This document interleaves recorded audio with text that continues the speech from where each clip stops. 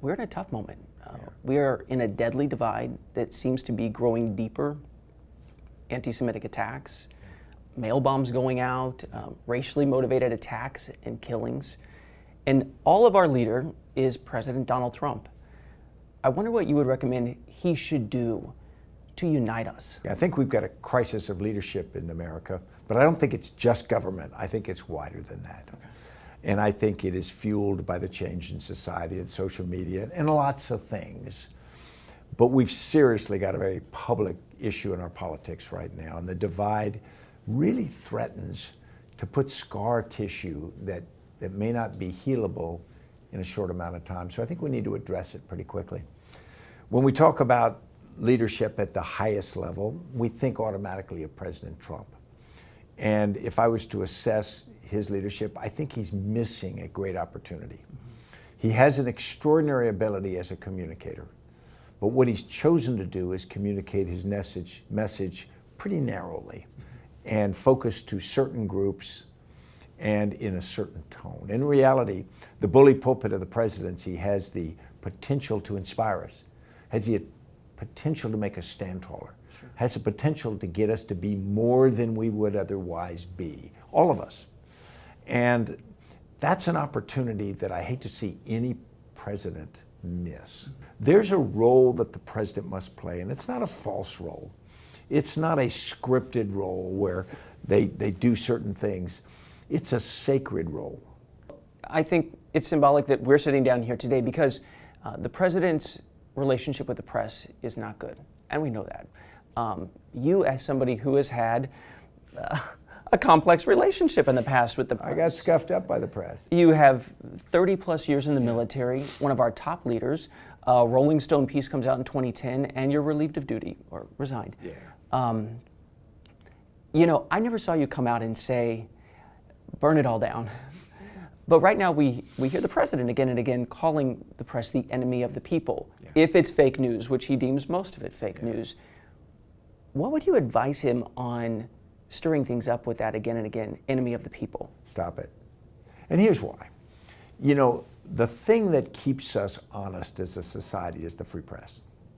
It's sacred. Now, they don't always get it right. I mean, I've had things written about me I didn't like or didn't agree with or didn't think were accurate. Okay, that goes with the territory.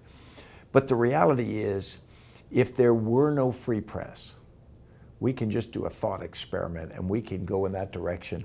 And all of us would drift into the shadows and do things for expedience or because we don't have good values or whatever. And the government would do it immediately and businesses would do it. That's just, it's the check and balance system represented in the Federalist Papers and the design of our nation.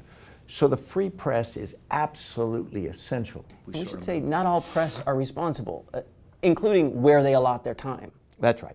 And that's true. That's right. Does it make them the enemy? No. No. Can we turn abroad? Sure. At this moment, what do you think the largest foreign threat to the U.S. is? Yeah, if you put the largest foreign threat, I think the largest threat to the U.S. is us. Mm-hmm. I remember in 1838, Abraham Lincoln gave his famous speech at the Lyceum that said, "We'll never be conquered by a foreign power. Even a Napoleon leading an army couldn't get to the Ohio River Valley. If we die," he said, "we'll die by suicide." And that was so prescient because 22 years later, we almost did in the Civil War. I think right now, the greatest threat to us is internal. It is first, maybe not we have a civil war, but what we do is we degrade our ability to operate because we get so divided. Now, as we undermine relationships around the world, you know, alliances, either trade alliances or defense alliances, we can win a short-term argument or deal or something. The long term is people won't be there for us, and everything will become simply transactional. So losing our long-held alliances, NATO, EU, you think that might be even more dangerous to us than interference from Russia or the economic rise of China? Sure. I mean, much more. Okay. Because if you've got strong alliances and good... A guy from the military things, saying that's noteworthy. Absolutely. I mean, short-term military threats are pretty small. I mean, nuclear war is a big deal, but still pretty small. It's the fabric of the world that matters to us. Other parts of the world, many critics have said, listen, we don't want to be beleaguered in them for so long. You were in charge of forces in Afghanistan. The past two presidents we've had, Trump and Obama, have both campaigned saying, we're going to wind this thing down. And then they get there and they put additional troops in, sometimes at the advice, I'm guessing, of their military leaders. So what is it that they hear in their situation room briefing that makes them think, I got to do it? Well, it's a really hard one, and I don't have a clever answer for what we should do. But what I'd say is you get a leader in, and they're got a difficult decision. If we pulled out of Afghanistan completely, the likelihood is that the Taliban would establish control over at least much of the country. So we're not pulling out anytime soon? Probably not. And then there'd be a safe haven potentially for Al-Qaeda or different groups. And so you'd be right back to pre-9/11. And they think that politically and practically that's not a good outcome. Also, if we were not there, the different power politics between Iran, Russia, India, Pakistan would all play out there in a way that we're not quite sure would come out, but it wouldn't be good.